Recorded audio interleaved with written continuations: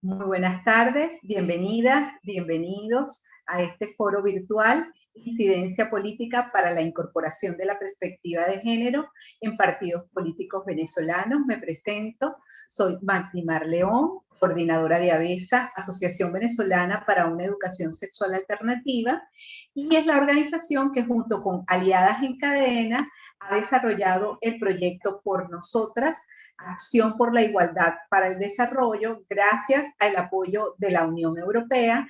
Y en el marco de este proyecto es que hemos elaborado el manual de incidencia política justamente que vamos a presentar en este foro de hoy. Estoy muy agradecida de que nos acompañen y está con nosotros la autora, por supuesto, que es Natalia Brandler, que es amiga de la casa desde hace ya unos cuantos años. Natalia, les presento, les leo aquí rápidamente su biografía. Natalia es venezolana, es PhD en Ciencia Política de la Universidad de Connecticut y posee un máster en Educación de la Universidad de Pittsburgh. Es presidenta de la Asociación Cauce, dedicada desde el 2005 al fortalecimiento de capacidades de las líderes políticas y sociales venezolanas y a la realización de campañas de incidencia a favor de la igualdad de sus derechos políticos. Es consultora de género para organismos nacionales e internacionales, es miembro del grupo de expertas del MESECBI, de la CIM de la OEA, y fue profesora e investigadora de la Universidad Simón Bolívar, donde dirigió los programas de posgrado en Ciencia Política y el Instituto de Altos Estudios de América Latina. Bueno, tenemos a Natalia aquí con un gran conocimiento en este tema de incidencia política. Nos pareció muy importante en el marco del proyecto Por Nosotras, porque justamente el proyecto Por Nosotras va dirigido al fortalecimiento de las organizaciones de la sociedad civil venezolana en esta labor que es propia de las organizaciones de la sociedad civil, que es acompañar en la formulación, en la ejecución, en el monitoreo de lo que son las políticas públicas vinculadas a los temas de género. Entonces, para nosotras esta es una herramienta de gran importancia y de utilidad. Va dirigida a las mujeres de las organizaciones de la sociedad civil, pero por supuesto para fortalecer ese entramado y esa vinculación con las mujeres de los partidos políticos y con los partidos políticos, pues porque son quienes están en la toma de decisión.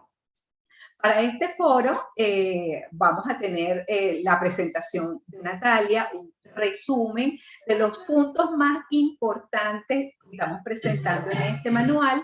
Les agradecemos, por favor, mantener sus micrófonos y sus cámaras en silencio mientras escuchamos la presentación de Natalia, y para tener un mejor aprovechamiento de la actividad, nos gustaría si se pueden ir presentando vía chat, diciendo quiénes son, están haciendo cualquier comentario o pregunta por esa vía, y al final de la presentación de Natalia vamos a tener, por supuesto, un espacio para la discusión, comentarios, inquietudes, preguntas.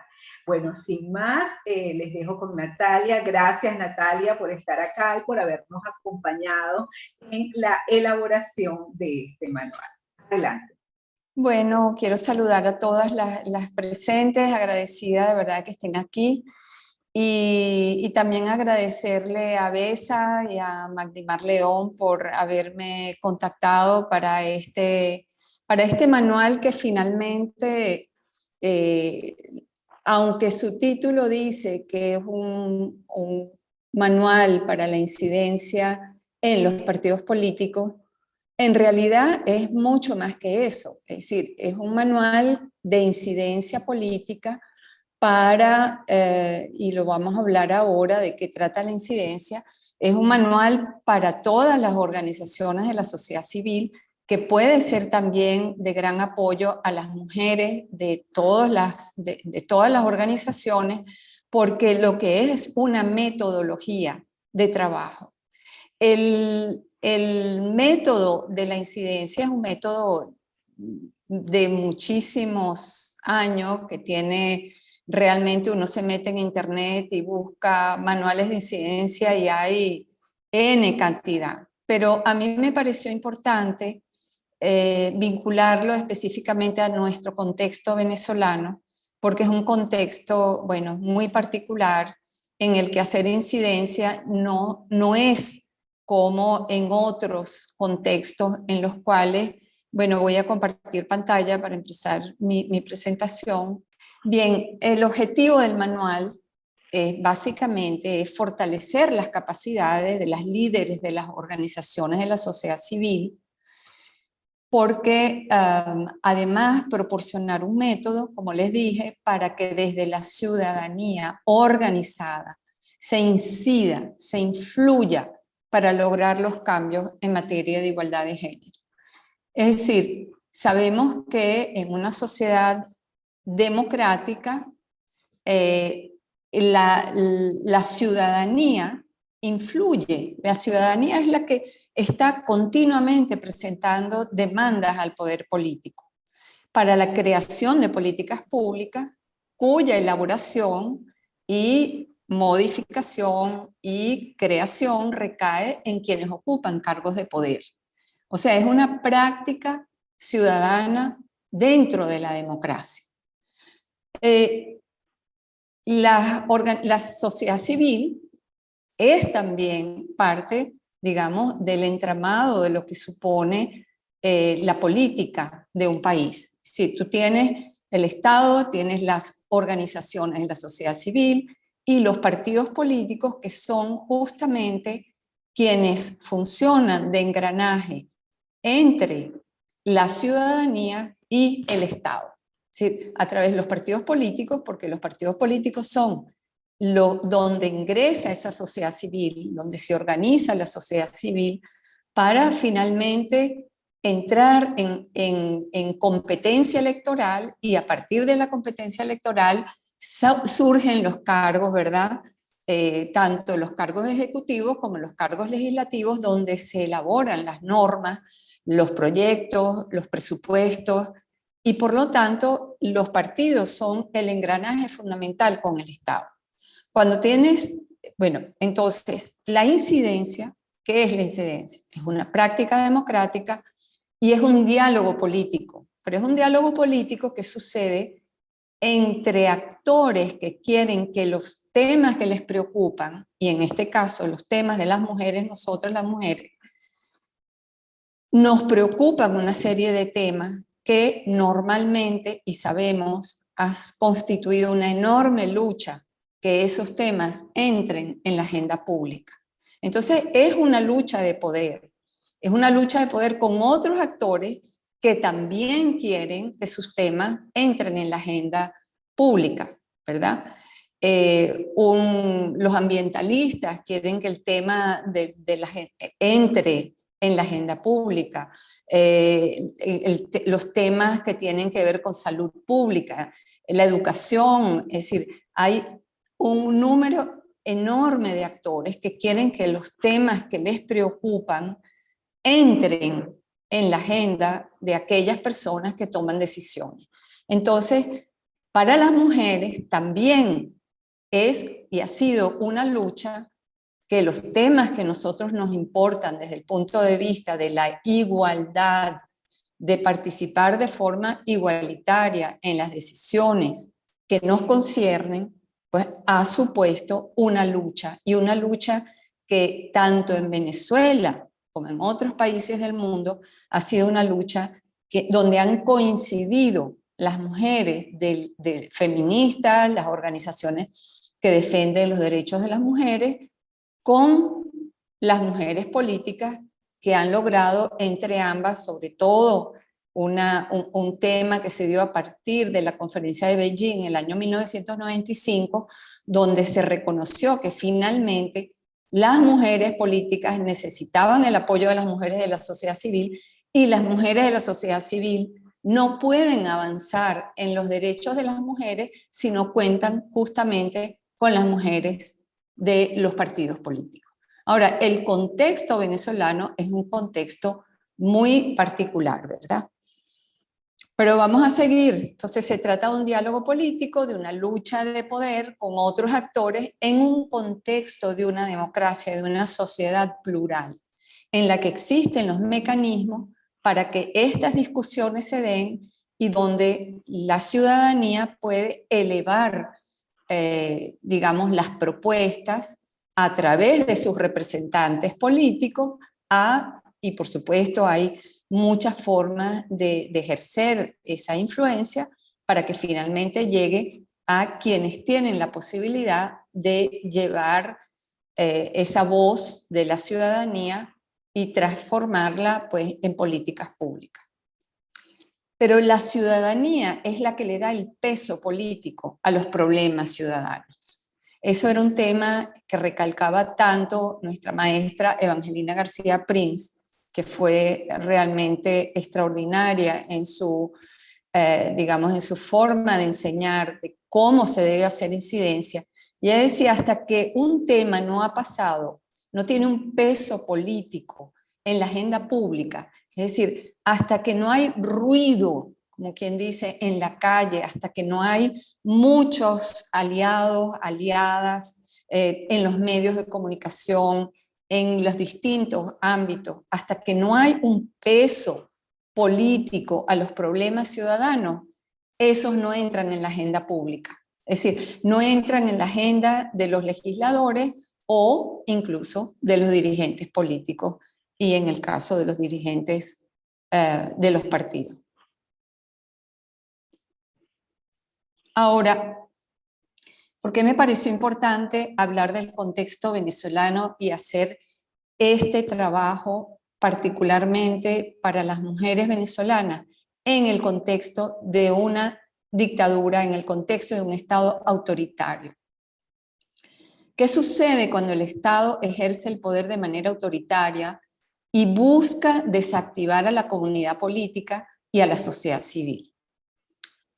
Es un fenómeno que nosotros hemos observado. Es decir, todo el mundo lo puede observar. Es un intento permanente del Estado de aminorar el poder de los partidos políticos y de la sociedad civil. Entonces la sociedad civil se repliega, se desmoviliza por temor, porque, bueno, y en el caso venezolano, más reciente, con la emergencia humanitaria compleja, aún más se dificulta el trabajo, la actividad, la acción y sobre todo la acción organizada. Porque una cosa es salir a la calle a protestar, ¿verdad? Porque no hay gas, porque no hay vacunas, porque, es decir, salir con unas pancartas. Eso tiene un efecto que puede ser un efecto de un día, pero realmente que se transforme en una política pública o en un cambio por parte del Estado requiere mucho más de eso. Entonces, cuando la sociedad civil se repliega, se desmoviliza por temor, porque siente que no, sobre todo que no puede organizarse, entonces, bueno, el Estado se hace aún más fuerte, el Estado impide, ignora las leyes, los derechos humanos, las garantías constitucionales y la sociedad civil que está fragmentada, porque eso es parte de lo que quiere hacer el Estado, fragmentar a la sociedad civil, pues eso impide ese fluido, ¿verdad?, del que hablaba antes, de ese diálogo político que se inicia en la ciudadanía, que pasa a través de los representantes que han sido electos en los partidos políticos y pasa finalmente a convertirse en políticas públicas. Entonces, se interrumpe el diálogo, las peticiones y las manifestaciones no son escuchadas y la capacidad de influencia disminuye.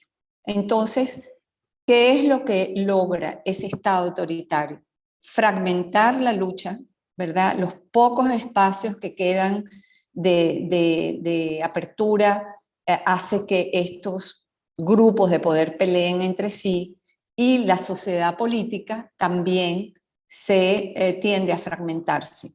Cada quien se suele replegar en sus ámbitos y cuesta cada vez más no solamente organizarse para un tema, sino además lograr alianzas de otras organizaciones o incluso dentro de los políticos para que los temas de la defensa digamos, de los intereses de las mujeres o de grupos minoritarios, de minorías sexuales, de minorías raciales tengan absolutamente ningún impacto sobre las decisiones que se toman y finalmente se convierten en políticas públicas.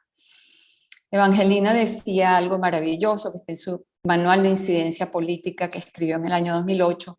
Dice, el diálogo político solo es posible en democracia, ya que en regímenes autoritarios, generalmente voluntaristas, personalistas, verticalistas, el diálogo de políticas públicas no existe y en el mejor de los casos es disfrazado en una ficción del Estado de Derecho. Es decir, realmente en un régimen autoritario, la dictadura lo que hace es gobernar por decretos o gobernar por decisiones autoritarias, pero no existe, no se puede dar ese diálogo político.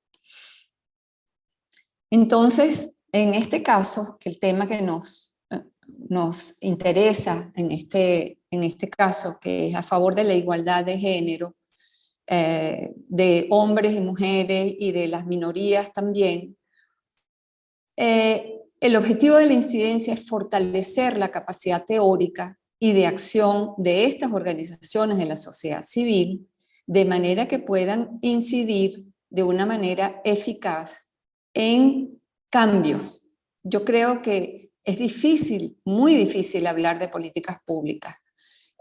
Por ejemplo, sabemos que recientemente ha habido unos intentos de cambio de la ley orgánica para la defensa, siempre olvido el nombre, el derecho de las mujeres a una vida sin violencia. Pero esas modificaciones de las leyes, el diálogo que se estableció no fue realmente un diálogo ciudadano amplio, fue un pequeñito grupo de algunas voces que pudieron contribuir. Eso está muy lejos de un diálogo político como el que se puede dar en un país democrático donde las distintas fuerzas políticas, las distintas ideologías, las distintas posiciones respecto a un tema pueden debatir y tienen el derecho a expresarse públicamente, cosa que no es el caso en Venezuela. Entonces, fortalecer la capacidad teórica de acción de las organizaciones de la sociedad civil, favorecer, darles un método para que se puedan articular entre ellas, es un tema, ya es un objetivo de la incidencia.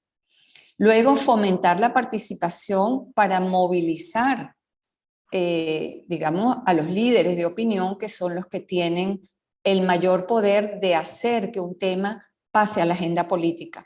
Es decir, no es lo mismo que un tema lo discuta una persona que tiene amplio reconocimiento como líder de opinión a que sencillamente lo diga una persona que puede ser una activista, pero que no tiene mayor incidencia en la opinión pública. Otro tema también importante como objetivo de la incidencia es poder identificar cuáles son los actores clave que toman decisiones sobre las políticas que a nosotros nos interesa defender. ¿De quién depende un cambio de una ley? ¿De quién depende, por ejemplo, de que haya paridad en Venezuela para que las mujeres puedan acceder de forma igualitaria al poder público, a la competencia electoral? ¿De quién depende? ¿Quién es la persona, las personas? Bueno, eso es parte del trabajo de la incidencia. Ayudar a que se identifiquen esos actores, que no se trata solamente de señalar a alguien con el dedo, se trata de señalar cuál es la persona que puede tomar una decisión y quiénes son todas las personas alrededor de esa persona con las que nosotros pudiéramos hablar, hacer incidencia, establecer un diálogo de manera de influir a un cambio. La idea de la incidencia es producir cambios, influir, incidir en los cambios. Luego también el objetivo de la incidencia es llevar a cabo como les decía antes, prácticas exitosas de diálogo político por la igualdad, de manera que sean efectivas, ¿verdad? O sea, que los resultados sean efectivos. Y luego darle voz y empoderar a las mujeres que luchan por la restitución de sus derechos a la participación política y ciudadana. Ahora, ¿cuál es el objetivo del manual, en particular de este manual de incidencia?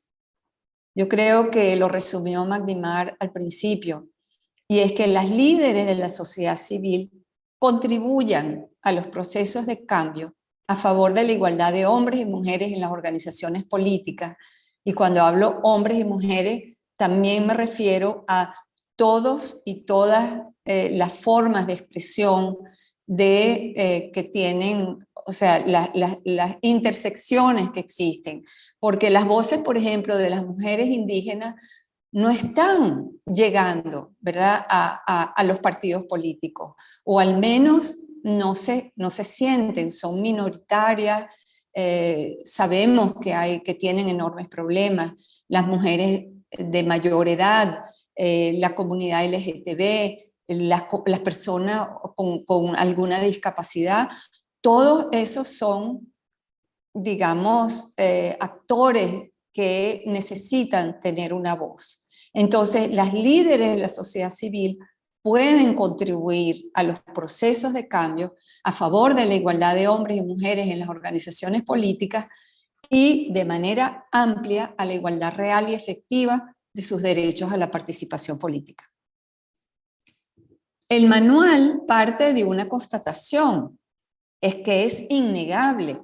En Venezuela hay, y eso lo he escuchado yo de las propias mujeres políticas, que dicen, sentimos que nuestra voz no es escuchada por la sociedad civil, pero a su vez la sociedad civil también dice, nuestra voz no es escuchada por los partidos políticos, o incluso por las mujeres dentro de los partidos políticos. Yo sé que existen esfuerzos en Venezuela. El Frente Amplio de Mujeres ha incorporado mujeres de la sociedad civil. El trabajo que hemos realizado recientemente en la Alianza de Mujeres para tratar de que exista un diálogo entre mujeres de la sociedad civil y las mujeres políticas. Pero todos esos esfuerzos pueden aumentarse si logramos trabajar juntas con una metodología, con un método.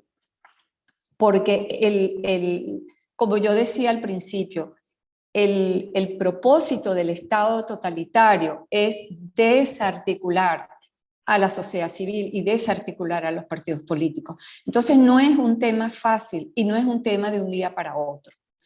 Yo he tenido la experiencia muchas veces con los propios donantes internacionales que apoyan el financiamiento a organizaciones de la sociedad civil para empoderar a las mujeres, y a veces dicen, bueno, no vemos resultados. Bueno, porque los resultados son resultados paulatinos. Yo he visto resultados a lo largo de estos años desde que comenzamos a trabajar en cauce el empoderamiento de las mujeres, pero son muy lentos, son avances extremadamente lentos.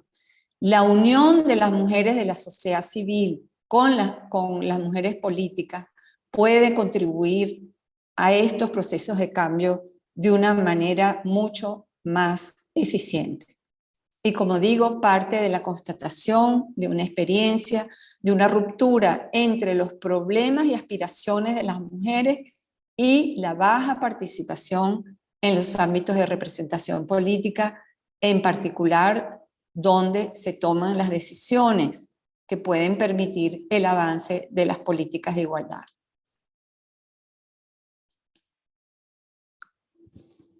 Esta frase, las mujeres están donde el poder no está, o donde no está el poder, es una frase que leí ya hace 20 años, pero no en Venezuela, en un contexto de otros países. Es una frase acuñada por una francesa que después de un trabajo que publicó en un libro sobre dónde estaban las mujeres, y decía, las mujeres no están donde está el poder. Fíjense cuántas presidentas ha habido en el mundo, cuántas ministras hay. Bueno, ha habido avances en las democracias, evidentemente. Entonces es necesaria una metodología que facilite la alianza de las mujeres de la sociedad civil y las que desde dentro de los partidos políticos aspiran a ocupar cargos de poder. Ellas son las que pueden empujar los cambios desde adentro, pero no pueden hacerlo solas. Necesitan una sinergia, un apoyo desde la sociedad civil para que haya mucho,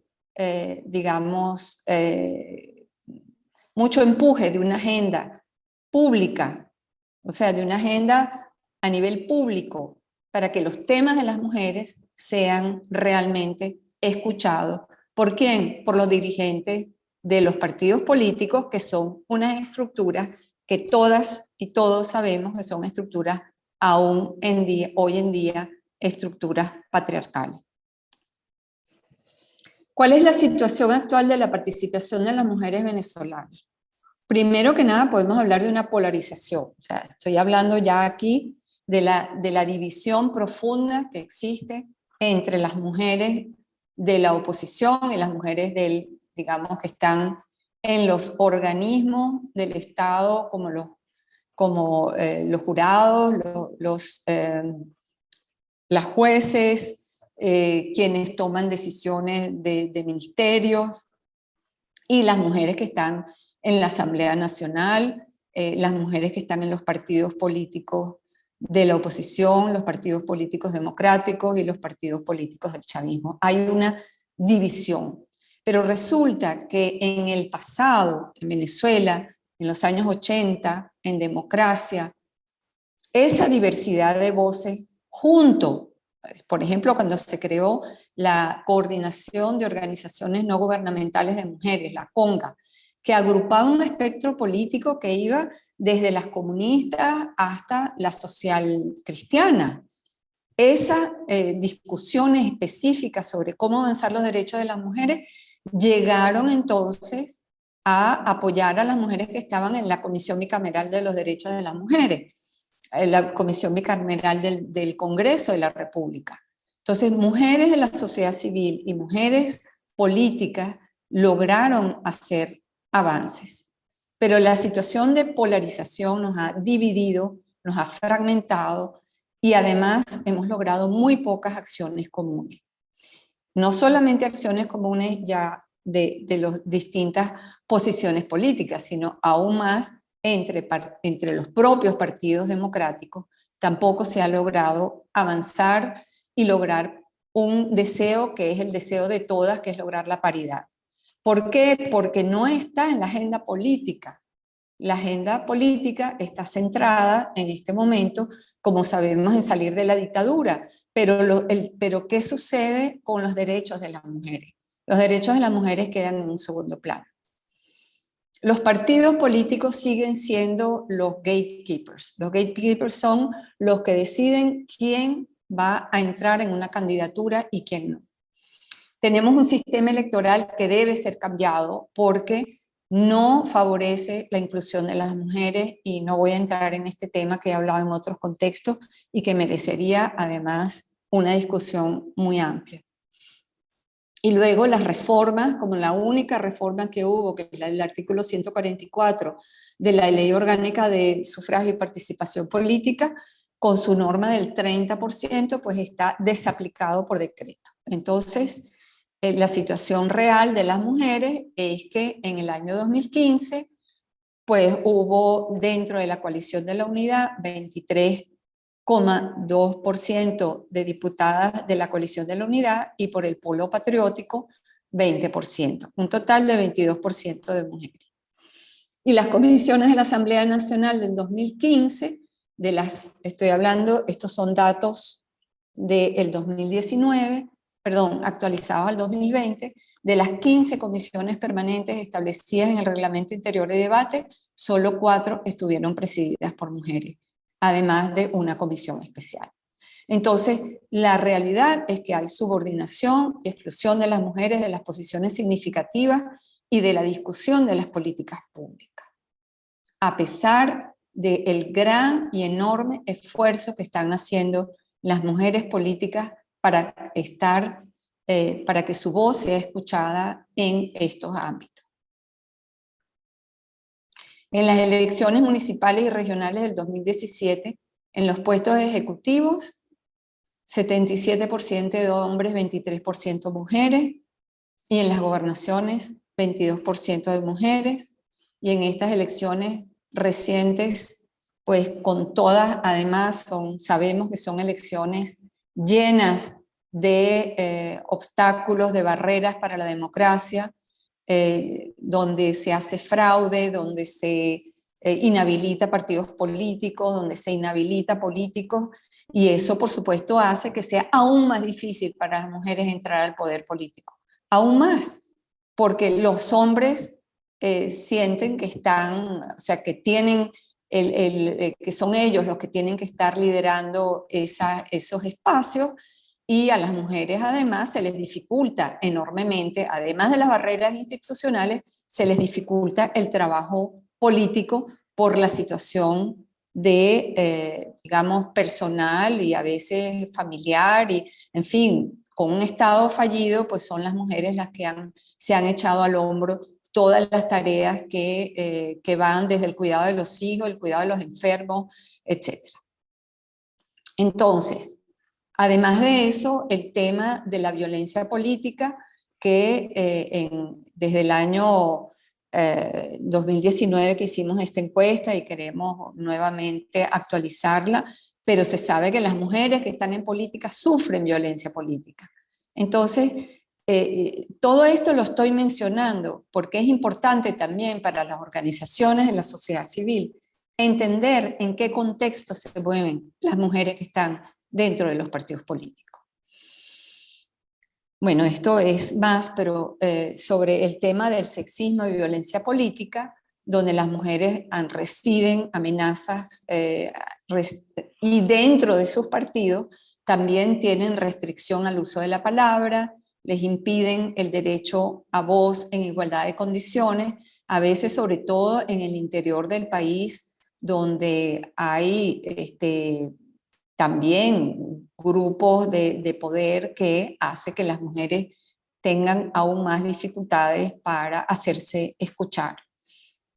Mujeres que dicen que les han asignado una responsabilidad política y luego se las han retirado para dárselo a un hombre, pues ya ven aquí 4 de cada 10 mujeres, o la mitad de las mujeres dicen que han sido atacadas físicamente. Dentro de los partidos políticos, además, no todos los partidos tienen cuotas de mujeres o paridad en los órganos de decisión. En máximo hay partidos que tienen un 30% de representación femenina y hay otros que las mujeres han ido ocupando puestos, muchas veces por la ausencia de los hombres que han sido inhabilitados o que han sido perseguidos políticos, y a su vez después ellas entran en directorios y a su vez también terminan siendo perseguidas políticas. No quiero entrar mucho más sobre este tema, pero simplemente quería mostrar las dificultades que hay dentro de los partidos políticos venezolanos y la importancia que tiene que desde las organizaciones de la sociedad civil se puedan movilizar para defender los derechos. Pero vuelvo a insistir, por ejemplo, ABESA. ABESA es una organización que tiene, creo que son 25 años, Magdimar después me corrige si son más. Es una organización que se ha dedicado a la defensa de la salud sexual y reproductiva de las mujeres, a hablar de temas difíciles como es los anticonceptivos, la salud sexual que llegue como política pública, que ha sido defensora, por ejemplo, de que se hagan políticas públicas y que se haga un diálogo abierto en relación a temas como la interrupción del embarazo. Tiene 25 años trabajando sobre este tema, pero su trabajo solamente puede llegar a convertirse en un tema de agenda pública si hay mujeres dentro de los partidos, si hay mujeres que puedan acceder dentro de esos partidos a ser candidatas y que después accedan a los consejos municipales. Porque si no es así, ese diálogo para, por ejemplo, que haya salud sexual y reproductiva a nivel nacional o que se abran centros especiales para adolescentes en los hospitales, como ha pedido muchas veces ABESA, que haya asistencia para jóvenes que no tienen asistencia sobre su salud sexual y reproductiva, no hay quien escuche. Entonces, por eso es que me parece que es importante en Venezuela que se establezca ese diálogo. ¿Cómo es el método de la incidencia? Bueno, esto voy porque me he tomado bastante tiempo con esta introducción y realmente ustedes van a tener hoy mismo acceso al manual y por lo tanto podrán ver cómo se ha organizado este trabajo. Yo he puesto un modelo de 8 pasos. La mayoría de los manuales hablan de 6 o 7 pasos. Yo he querido incluir un 8º paso, que es el paso del monitoreo y la evaluación continua, porque este es un proceso que no se hace de una manera lineal. A grandes rasgos, los 8 pasos de la incidencia son la identificación del problema, que lleva no solamente a identificar un problema, sino a visualizar cómo quisiéramos ver el futuro y ver cómo desmenuzamos los pasos para llegar a ese futuro. Es decir, por ejemplo, si lo que queremos es lograr la paridad, bueno, ¿cuáles son los pasos que podemos ir dando cuando tenemos un obstáculo tan grande como todos los que acabo de mencionar? Entonces se trata de identificar el problema, de formular una visión de cómo quisiéramos que sea la realidad, hacer un mapeo que incluye mapear quiénes son los actores, cómo son las condiciones, cuáles son los obstáculos y las, digamos, oportunidades que se tienen, identificar claramente quiénes son los actores, aquellos actores que pueden ser aliados, aquellos actores que sabemos de entrada que van a estar en contra de cualquier posición que nosotros planteemos, y hacer un análisis de poder. Esta metodología permite, a través de una serie de cuadros, de matrices que se pueden ir llenando, que permite analizar, bueno, quién tiene el poder para influir sobre quién.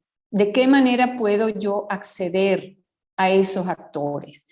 ¿Con quiénes me voy a aliar para que las peticiones que tenemos desde la sociedad civil puedan llegar a favorecer, digamos, a que se lleven a cabo esas reformas?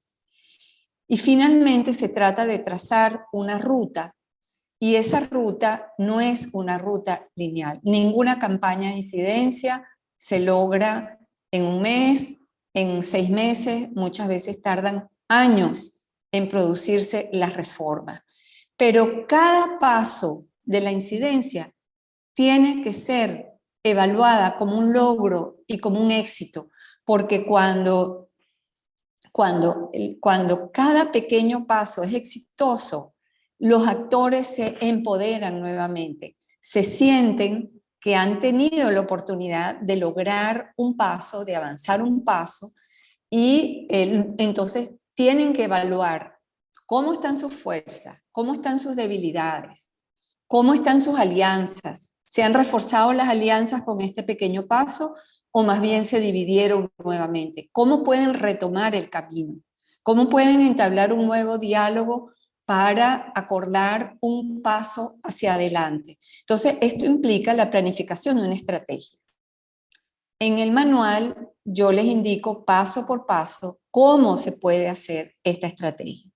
Lo interesante también, ahora se los voy a mostrar con el ejemplo del primer paso, Bueno, al final entonces se trata de tomar acción y de evaluar qué aprendimos en esta primera etapa, que a veces se pueden trazar etapas a 6 meses, a 3 meses incluso, pero pensando que es un paso de uno de tantos de la estrategia que se va a trazar.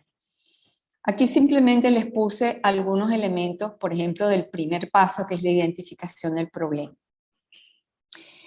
Lo que quería mencionarle es que en cada capítulo, al final de cada capítulo, está escrito una serie de preguntas en las que les hago para que las respondan y digan, asegurarse de que ninguno de los pasos o ninguno de los temas que había que tratar y que había que elaborar en ese primer paso se hayan cumplido.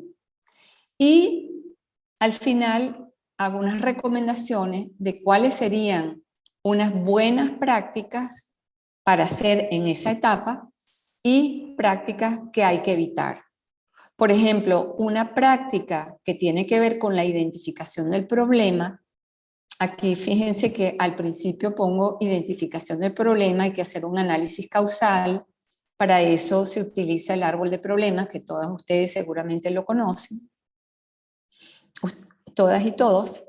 El árbol de problemas te permite identificar cuáles son las causas inmediatas, las causas profundas, y saber pues que a veces esas causas profundas son causas culturales, y a veces hasta que no hacemos un paso hacia adelante en los cambios de la forma de abordar los problemas o en la visión que tenemos incluso las mujeres de nosotras mismas o de los problemas.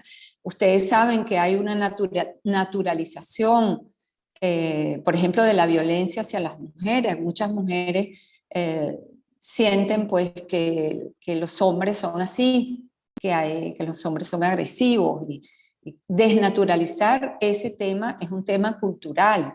Entonces hay que identificar cuáles son los temas que tienen que ver con el contenido de una política, con las causas que tiene esa política, con la estructura. Por ejemplo, puede ser que haya todo un sistema de protección de violencia hacia las mujeres, pero no se cumple. Entonces es un problema de contenido de las normas, un contenido de las leyes, es un problema de que no se cumplen, o es un problema más profundo, que es un problema cultural.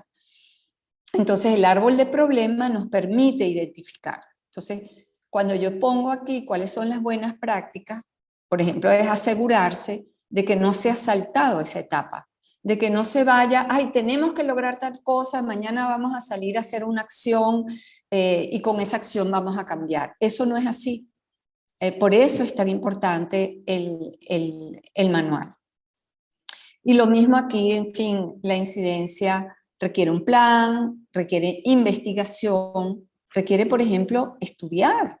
Hay que estudiar cómo se ha logrado en otros países, o hay que estudiar cuáles son las leyes que más nos podrían favorecer, cómo han hecho las argentinas, cómo han hecho las mexicanas para lograr hoy en día tener paridad. Estudiar los métodos que han utilizado otros contextos cercanos a nosotros puede ser sumamente útil. Entonces, una práctica a evitar es saltarse estas etapas y las voy explicando una por una. El paso 2, formular el problema y la nueva visión. Bueno, muchas de ustedes han realizado esta herramienta, ¿verdad? Que es el análisis FODA, donde, bueno, podemos establecer cuáles son las fortalezas, las debilidades, que son aquellos temas que son internos a la propia organización. Es decir, si nosotros tenemos organizaciones, como dije al principio, de la sociedad civil, que son débiles, pues es muy cuesta arriba pensar que podemos hacer incidencia. Si la gran debilidad es que somos pocas, o no tenemos financiamiento, o no tenemos las capacidades, o no tenemos el tiempo, ¿verdad? Y luego también hay que hacer un análisis del origen externo o del medio ambiente que nos permita ver realmente dónde estamos y si por ejemplo, nosotros detectamos que dentro de nuestra organización hay una gran debilidad de acción, pues entonces allí podemos, digamos, empezar a pensar, bueno, ¿cómo podemos aliarnos? ¿Cómo podemos ser más fuertes? Y todo eso lo voy explicando en este manual. Vuelvo otra vez a los pasos de la incidencia, no voy a ir a cada uno de estos temas porque preferiría que logremos entablar un diálogo, pero en todo caso es repetir que se trata de una estrategia planificada, que son las estrategias de incidencia, y más en un contexto como el nuestro, de tantas dificultades para aliarse y para organizarse, pues son temas que pueden tomar un tiempo, a veces 1 año, 2 años, pero lo importante es que podemos avanzar y podemos ver logros, pequeños logros, y esos pequeños logros nos empoderan, nos hacen más fuertes. Bueno, yo les dejo aquí mis redes, me gustaría dejar de compartir pantalla. En la Asociación Cauce, en la página de la Asociación Cauce pueden ver el trabajo que hemos realizado desde desde 2005 cuando se fundó. Prefiero dejar de compartir y Magdi, si quieres abrir. Gracias, Natalia. Bueno, nos has hecho pues un recorrido preciso, agradezco mucho esa introducción, además, señalar la realidad de lo que nos pasa a las mujeres en Venezuela y de cuál es el contexto en el que estamos. Esa tiene 37 años, imagínate. 37. Trabajando, o sea, muchísimo tiempo, estuvo muy activa en todo lo que fue el proceso constituyente venezolano, la ley sobre la violencia contra la mujer y la familia del año 98. Estuvo en el proceso constituyente, en la LOBNA, bueno, en muchísimas acciones, y efectivamente sí, se puede recoger cómo estos planes de incidencia y estas articulaciones entre las mujeres de la sociedad civil, las mujeres que están en partidos políticos, las mujeres que están en cargos de toma de decisión, es fundamental para lograr los cambios. Entonces, bueno, la verdad es que nosotras, por supuesto, que estamos absolutamente de acuerdo con tus planteamientos y por eso justamente promovemos este manual. Pero bueno, vamos a ver aquí algunos comentarios que han surgido por el chat. Y si tienen, bueno, o sea, alguna pregunta que la vayan pensando luego de tantas informaciones interesantes que nos ha dado Natalia. A ver, por acá. Magdimar, perdón que te interrumpa, pero a riesgo de que se me caiga la cédula. Yo conocí a Elisa Jiménez en las reuniones de la Conga. Yo estaba recién graduadita de la universidad, o creo que ni siquiera me había graduado, pero estaba estudiando en España, estaba en el movimiento feminista, y vine a Venezuela y me enteré, pues quería saber cómo se estaba organizando aquí, y pude conocer a la fundadora de ABESA. Así que eso hace muchos años, es verdad. Sí, bastante. Fíjate, Jenny por acá, Jenny Peña, de Empoderarse, dices, fundamental hacer un análisis objetivo y franco de las organizaciones de las que somos parte, en todos los niveles. En todos los niveles, a ver, que esto se me sube y se me baja el chat, para determinar cuáles son los aspectos a mejorar. Liliana Pérez dice, muy importante lo planteado por Natalia, es una realidad que muchas mujeres vivimos en los partidos. La violencia política no nos permite avanzar. Aide García señala, excelente presentación, me gustaría saber si la metodología contempla la identificación y estrategia para el manejo de riesgos. Venezuela es un país de riesgos e incertidumbres. Esta es una buena pregunta. Te doy el derecho a la palabra. Aquí dice Sandra Álvarez, me encantó la presentación, excelente, señora Natalia, varias felicitaciones por acá también, pero bueno, está esta pregunta sobre los riesgos. ¿Qué nos puedes comentar? Bueno, totalmente. Hay un esquema justamente que habla de los riesgos. Voy a ver si lo tengo aquí para mostrárselo. Tengo el manual delante y me gustaría mostrarles justamente ese... si me permites, bueno, ya va, voy a... Si puedes compartir, tienes habilitada la posibilidad. Sí.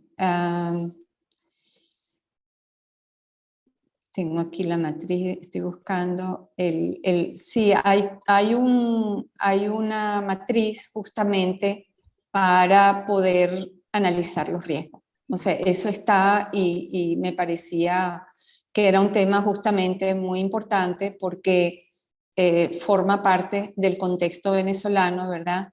El poder saber detectar los riesgos y saber exactamente cuánto... mira, por ejemplo, aunque esto no es... Déjame compartir aquí pantalla.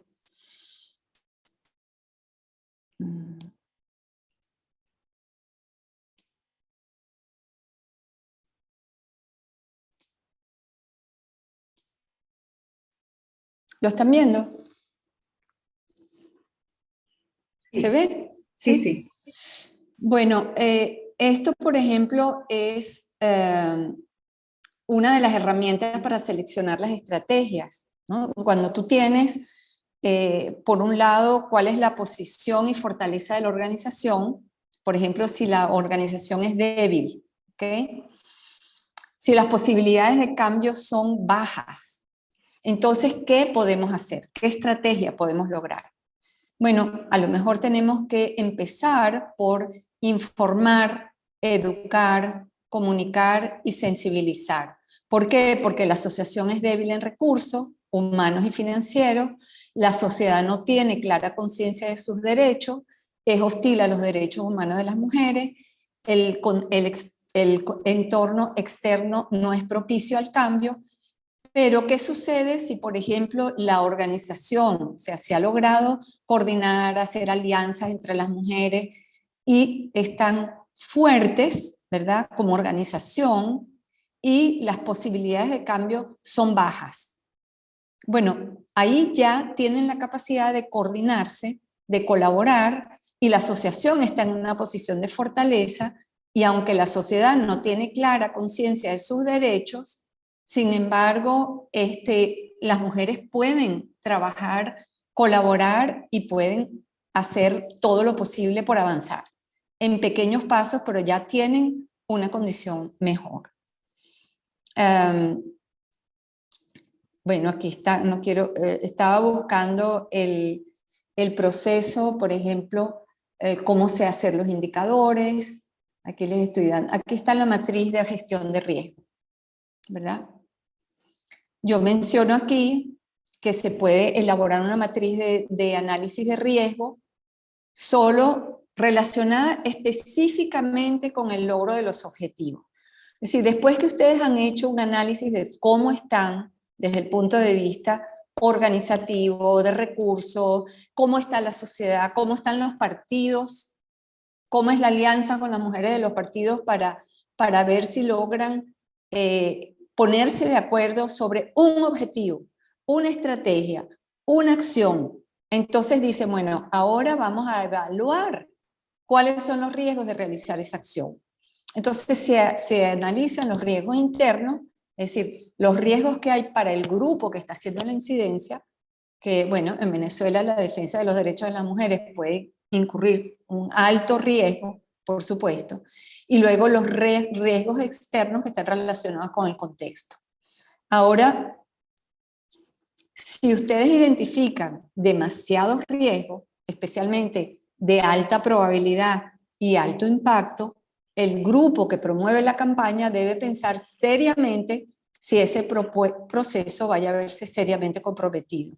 Entonces, los riesgos deben ser hechos probables, predecibles, sobre los que la organización no tiene control, porque si están bajo su control, evidentemente pueden minimizar esos riesgos. En todo caso, bueno, por ejemplo, yo puse aquí Imagínense, ejemplo de riesgos externos, disolución de la Asamblea Nacional, crisis de gobernabilidad, catástrofe natural, conflicto armado, es decir, esos son riesgos, por supuesto, mega riesgos, pero los estamos viviendo en Venezuela continuamente. Riesgos internos, no hay seguridad de recibir a tiempo el financiamiento necesario para las acciones, la coalición se resquebrajó, o existen conflictos internos, no hay acuerdo sobre la estrategia. Entonces hay que hacer esa matriz de gestión de riesgo. Todo eso está en el manual. Yo creo que, bueno, aquí ya hay ejemplos de campañas de incidencia sobre cuotas de mujeres, que es un ejemplo, perdón, una campaña a título de ejemplo. Entonces espero haber respondido la pregunta. Gracias, Natalia. Ajá, por aquí hay otras preguntas. Un segundito. Jenny Peña pregunta, ¿en el manual se incluye el papel de los medios de comunicación y de las plataformas digitales como aliados y herramientas para la incidencia? Bueno, claro, es decir, el tema de los medios, lo que pasa es que la tendencia que tenemos, digamos, cuando queremos hacer incidencia, la tendencia que tenemos es salir corriendo a los medios, ¿verdad? Antes de tener todo ese trabajo preliminar realizado. Entonces salimos a los medios, damos una rueda de prensa, hacemos una campaña por Twitter, hacemos una campaña por Instagram, y eso no tiene impacto. Eso no tiene el impacto que necesitamos tener. Eso tiene un impacto que, bueno, ustedes lo han visto, ustedes saben cuánto esfuerzo no le han metido, cuánto esfuerzo no le han metido ustedes a comunicar.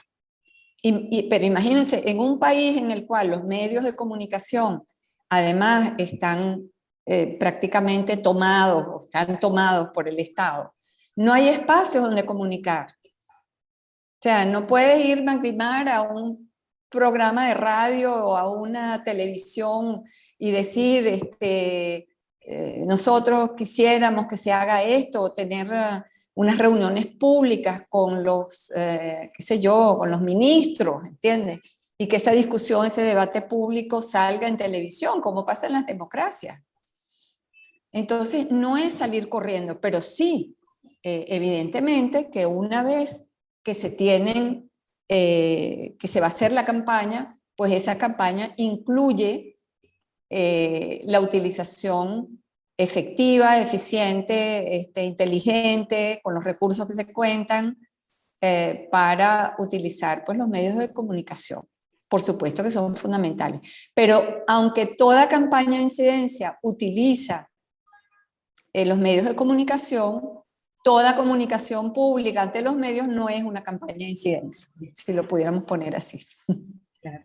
Sí, yo agregaría también, Natalia, que esa es una de las estrategias, es decir, el plan de incidencia tiene unos objetivos y no es una sola actividad, son un conjunto de acciones que van dirigidas al logro de una propuesta y de cambiar un problema que se ha identificado desde el comienzo. ¿Cuál es el objetivo de la incidencia? Entonces, claro, el trabajo, las campañas o el trabajo con los medios de comunicación es un elemento, pero por ejemplo, pueden haber otros. El lobby, obviamente, la documentación, la sistematización de datos, es decir, hay una cantidad de cosas que dependiendo de los fines de esta incidencia, pues tú tienes que tomar una u otra. Tú decías algo muy importante en esta parte del mapeo de actores. ¿Quién incide a quién? ¿Quién incide sobre quién? O sea, eso hay que tenerlo como bastante claro. Hacer ¿Con quién contamos? ¿Con quién contamos? ¿Con quién contamos para...? Hay muchas decisiones, bueno, que sabemos que se toman. El lobby es lo que está funcionando, lo sabemos. Entonces, ¿quién incide sobre quién? Tener claras como esas relaciones de poder también es sumamente importante. Por acá otros y hoy en día, perdón, fíjate que hoy en día además la fortaleza, más que la fortaleza, la oportunidad que tenemos de que hoy en día todas las organizaciones que donan, todas las organizaciones que dan financiamiento y también los aliados internacionales tienen en su agenda la igualdad de género como un tema súper importante. Exacto. Esta es una gran herramienta para utilizar. Exacto. Por acá Malaysi Núñez señala, Natalia, una de las deudas que hay con todos estos planes es que carecen de un plan de comunicación que permita masificar la información. Si no formamos a las mujeres periodistas desde la universidad, jamás tendremos avances como los que esperamos. Bueno, se han ido dando esfuerzos en el tema de los medios de comunicación, desde el mismo proyecto por nosotras, se hizo un manual para medios de comunicación, se logró que varios medios construyeran su decálogo para incorporar la perspectiva de género. Dentro de poco va a haber la presentación del monitoreo global de medios, en donde se analiza cómo está la situación del tema de género en los medios de comunicación. O sea, creo que esas son también herramientas de incidencia. Mildred Carrero dice, gracias por el aporte de la doctora Natalia Brandler, presidenta de la Fundación Cauce, en la formación política de las lideresas políticas, un taller de formación política en base a las experiencias y conocimientos obtenidos con Cauce. Bueno, a propósito del trabajo que ustedes vienen realizando. Yolima Arellano, bueno, muy querida de la casa, de ABESA también, buenas tardes. Felicitaciones por este oportuno trabajo. ¿Qué opina Natalia sobre incidir en legislar sobre una ley contra la violencia política? Vamos a ver esa pregunta. Si quieres que responda, mira, ese es un tema que me parece fundamental.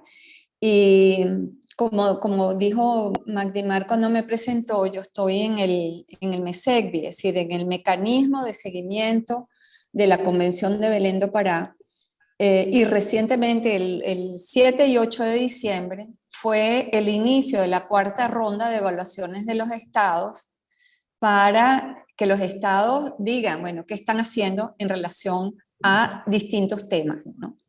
Y allí las organizaciones de la sociedad civil, que por cierto, les voy a mandar un correo para explicarles todo esto, lo estaba preparando y no se los he podido enviar, pero las organizaciones de la sociedad civil van a estar bienvenidas también para participar en estos mecanismos, y uno de los temas que se quiere presentar es la ley modelo que existe, la ley modelo para prevención de la violencia política, que le quieren dar una mayor difusión.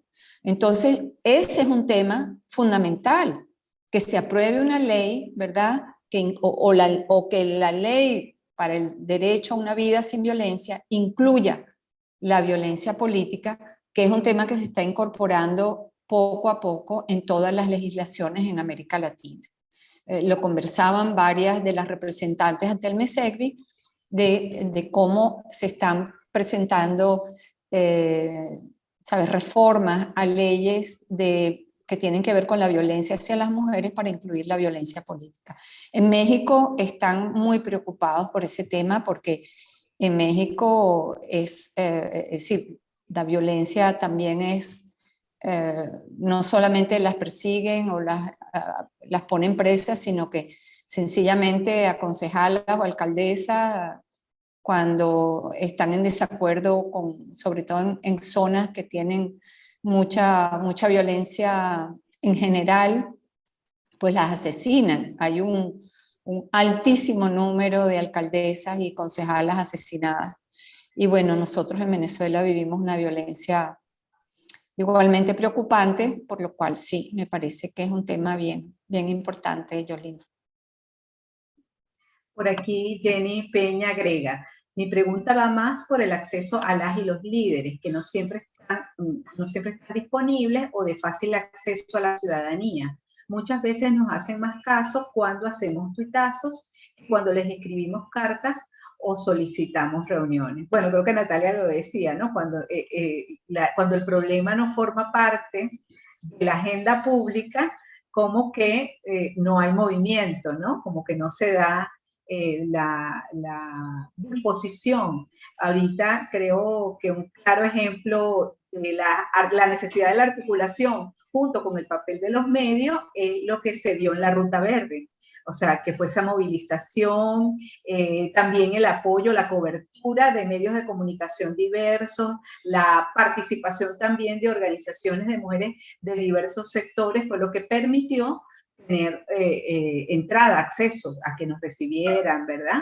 Entonces ahí yo diría también que vemos una combinatoria de todas estas cosas. Pero además, si me permites decir algo también a Jenny, y es que por eso es que tenemos que hacer acuerdos entre las mujeres, porque o sea, en un país donde todo está mal, donde todos los problemas se nos han juntado a las mujeres al mismo tiempo, problemas de salud, problemas de acceso a servicios públicos, desde los servicios públicos más básicos, el servicio a la educación, el cuidado de los niños, el cuidado de los enfermos, todo eso se junta y entonces hay muchas agendas, todas las agendas están abiertas, todas. Y entonces las agendas de las mujeres quedan relegadas a un segundo plano y salen algunas, o sea, una, dos. Entonces no podemos pensar que todos los temas se van a poder tratar al mismo tiempo. Por eso es que es tan importante seguir un método, para que nos pongamos de acuerdo y digamos, bueno, ahora todas juntas vamos a luchar por esto. Y para mí el por esto, y por eso es que yo insisto en el tema de los partidos políticos y que agradecí esta oportunidad, es que el por esto para mí es cómo podemos apoyar para que las mujeres que están dentro de los partidos políticos tengan el apoyo de la ciudadanía y que el tema de la paridad y de que el tema de la igualdad y de que cese la violencia contra las mujeres de los partidos y para que las mujeres puedan estar como candidatas se convierta en un tema político, público, que todo el mundo lo apoye. Porque hasta que las mujeres no estén ahí, el tema de Magdinar, de salud sexual, nadie lo va a discutir. Nadie. Por eso es que para mí el tema fundamental es cómo podemos empujar esas agendas de las mujeres políticas que están luchando y están luchando solas. Ese es mi punto. Aquí Beli también señala, felicitaciones a la señora Natalia por su aporte. ¿Qué elementos deben tomarse en cuenta para lograr alianzas que generen impacto e incidencia? Bueno, yo creo que ahí estamos paso por los 8 pasos del manual. Exactamente. Eso mismo son. Justamente, porque generar alianzas, imagínense ustedes, implica muchísimo diálogo entre las mujeres. Pero además requiere consensos, requiere que algunas personas pospongan a lo mejor sus agendas y le den paso a otras agendas. O sea, por eso es tan importante llegar al consenso de como yo siempre digo, vamos a establecer un objetivo estratégico. De ese objetivo estratégico vamos a escoger 5 acciones y luego vamos a darle una prioridad a esas 5 acciones y vamos a ver cuál es la acción con la que empezamos. La primera, el primer pasito que podemos dar todas juntas. Todo eso requiere mucho consenso y estamos en un problema vuelvo a insistir, un Estado autoritario que lo que quiere es desmovilizar a la sociedad civil y desmovilizar a las mujeres de los partidos políticos. Entonces, es cuesta arriba y por eso se puede hacer y se tiene que hacer considerando nuestras capacidades, nuestras debilidades, pero también ver las oportunidades y buscar de qué manera podemos maximizar esas oportunidades en nuestro favor. Pero mientras estemos divididas, cada quien por su lado, cada quien con su agenda, pues vamos a seguir así, porque nadie cede el poder gratuitamente o nadie cede el poder. Los hombres de los partidos no van a ceder el poder voluntariamente, a menos que tengan realmente razones de peso y que sientan, eso es un estudio que siempre lo han hecho, de hecho ha habido mucho trabajo académico sobre cómo cambian las instituciones, y al final las instituciones cambian cuando los actores ganan más cambiando que si dejan las cosas como están. Eso es al final el todo. ¿Cómo vas a hacer tú para que un líder de un partido político termine cediendo? Bueno, porque el costo de mantenerse como está va a ser tan alto para él, para su reputación a lo mejor, para su liderazgo, que va a terminar cediendo. Al final, eso es el punto clave para el cambio. Es que los actores no cambian, sino ganan algo cambiando. Y ese puede ser desde un tema de presión pública, de que su reputación se vea, oye, que dieron un pasito a favor de las mujeres, wow, y ganaron reputación, ganaron votos, ganaron apoyo, van a seguir en esa dirección. Y que si no lo hacen, entonces pierden eso mismo que han ganado. Está muy bueno eso. Pierden reputación. Está muy bueno eso, realmente que sea una pérdida no cambiar. Por aquí Mildred Carrero nos destaca la reforma de la Ley Orgánica sobre el derecho de las mujeres a una vida libre de violencia, plasma la violencia política. Es parte de lo que acaban de reformar. Bueno, pero entonces en ese caso, Mildred, tenemos una ley que no se aplica, ¿verdad? Entonces ya no es un problema de contenido, que es uno de los temas que trato cuando hablo de la triangulación de los problemas. Es un problema de contenido, es un problema de estructural, o sea, de que las estructuras no aplican la ley, por ejemplo, o es un problema cultural, de que se aplica y se aplica mal, porque se entiende mal o porque culturalmente se normaliza. O sea, hay que analizar dónde está el eje del problema. Claro. Liliana Pérez señala, la ley mexicana a una vida libre de violencia tiene 22 o 21 formas de violencia política que podemos revisar, ya que la nueva reforma tiene articulada la violencia política y podemos incidir. Bueno, esta es una invitación acá a un trabajo específico. Alfonso Zabaleta dice, buenas tardes, excelente exposición e iniciativa a la creación de un manual de incidencia. ¿Puede existir la posibilidad de que se genere un espacio en el cual la problemática que actualmente enfrentan nuestras mujeres en Venezuela supere las diferencias políticas? Es decir, una despolitización de la agenda de defensa de los derechos.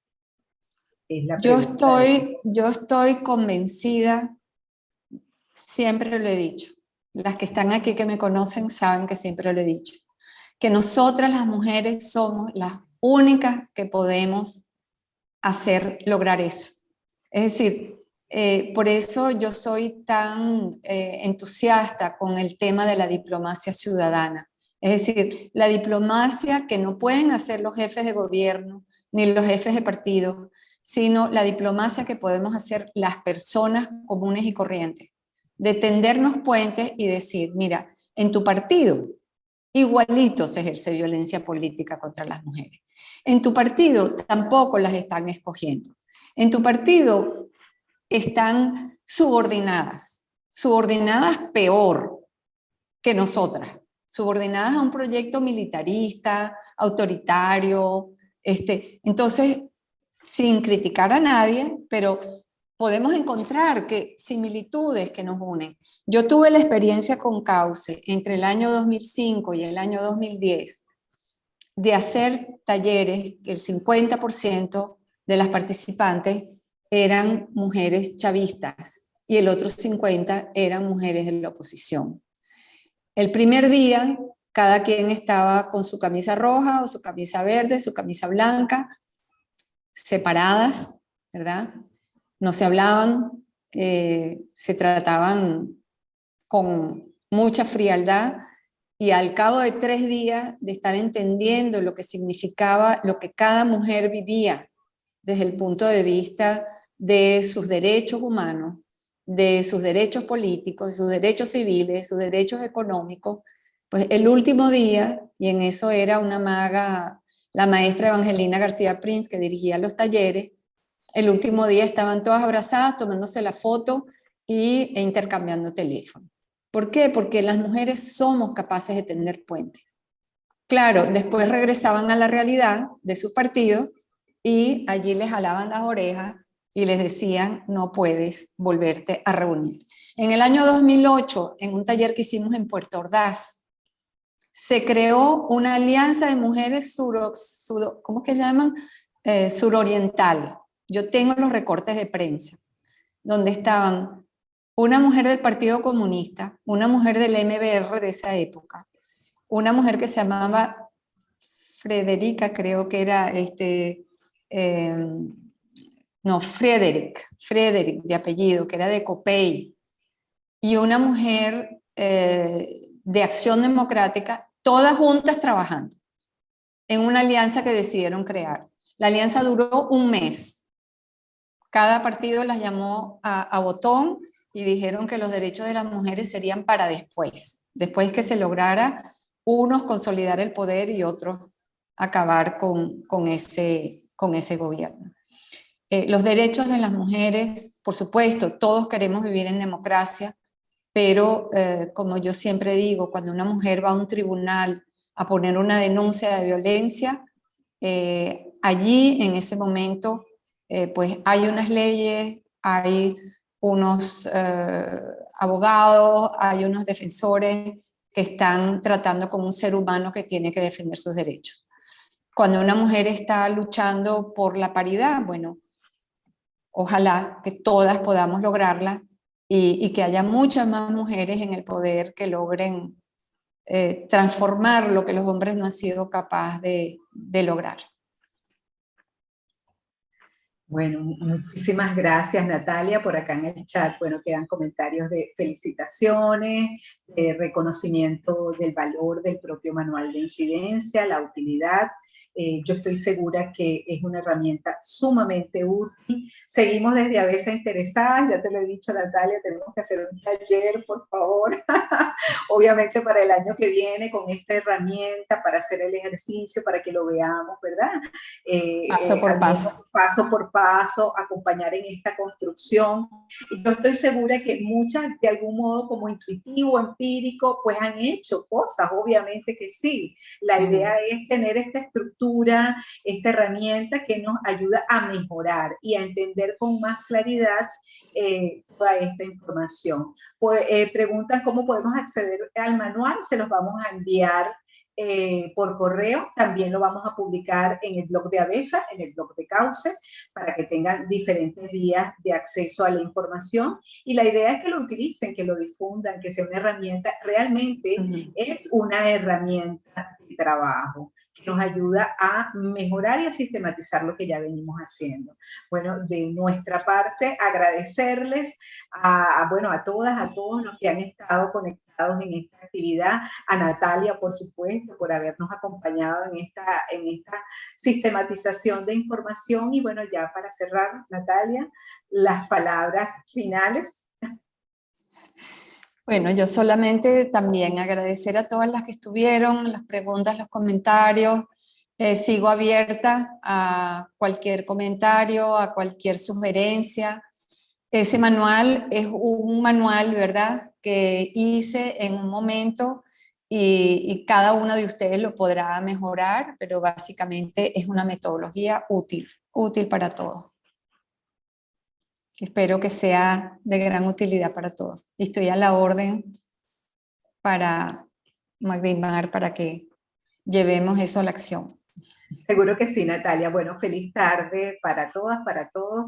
Ya estamos prácticamente cerrando. Mañana tenemos nuestra última actividad de presentación de resultados del proyecto por nosotras. Bueno, están invitadas, invitados, y a los que puedan acompañarlos y a los que no, bueno, que tengan una feliz Navidad y un feliz 2022. Un abrazo. Un abrazo, gracias.